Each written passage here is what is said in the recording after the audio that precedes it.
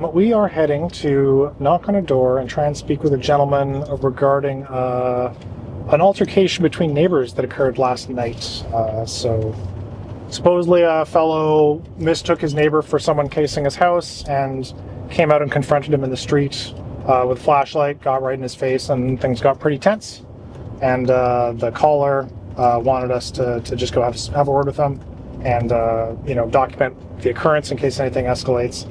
And I just want to go have a chat with them, hopefully identify them, and kind of hopefully set both of their minds at ease. So he's a neighbor. He lives in the area. Oh, really? Okay. So he's walking his dog, I guess, and he does them one at a time. So I'm guessing that's why you saw him multiple times. He wanted me to let you know that he lives in the area, that you have nothing to worry about if you see that guy again. You couldn't get much more innocent than that. Exactly. I let him know the circumstances. He, I think, was just concerned that you were some sort of thief or something. He's obviously a very security-minded person, but he apologized. He wanted me to let you know that he understands, and he's relieved to hear that you're just a neighbor. And anything else does happen or escalate, you're always welcome to give us a call.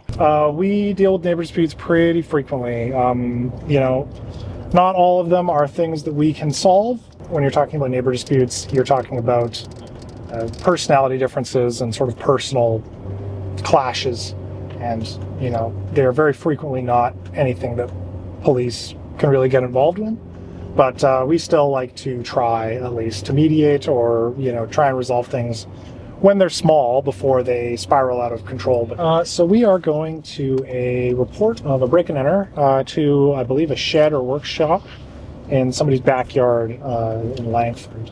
Fellow, I guess, checked his shed on Sunday night, and everything was all good. Checked it again this morning and found that big wood lathe and some furniture was stolen. So we're going to go down there, check it out, have a look around, and see if there's any video cameras or any evidence left at the scene that might give us an indication of who the suspects are. So when we're coming to sites like these, ideally we're looking for physical evidence, things left behind that might have a fingerprint on them. A tool, a knife, something like that, ideally. Sometimes it's tough without surveillance video, which we're going to go look for next. You guys have any cameras that would look out onto the street, eh? Okay. And dispatch from 530, what's the description of our assistant? Description, Caucasian male, 50s, 5'11", first medium build. Patient saw the male in her backyard walking towards her shed. Potentially, we have a gentleman who is apparently walking in and around people's yards and properties. Copy, red plaid with a green hood. Grapples, you're detained, okay, for trespassing.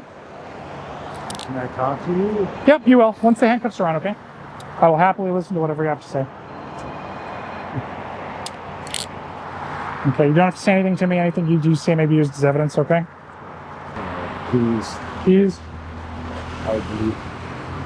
Is this here? No, I live on the other side of the block. Yeah? Okay.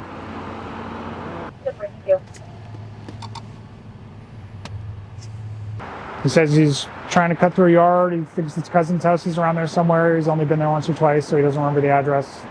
Well, we were able to locate and detain our suspect male. He provided the story that he was looking for his cousin's house that he's only been to a couple times, and trying to cut through maybe a yard or something to get there. He had a couple of drinks, not super intoxicated, but obviously enough to maybe not make the best decisions.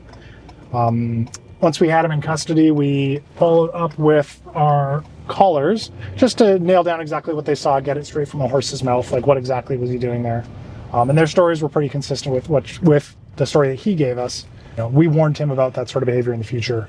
But at the end of the day, the person he's looking for does seem to live on that street. So no real offense was committed. So we released him just with a warning to be more mindful of his behavior and the optics in the future, and sent him on his way. And everybody was happy that it wasn't anything more serious than it seemed to be.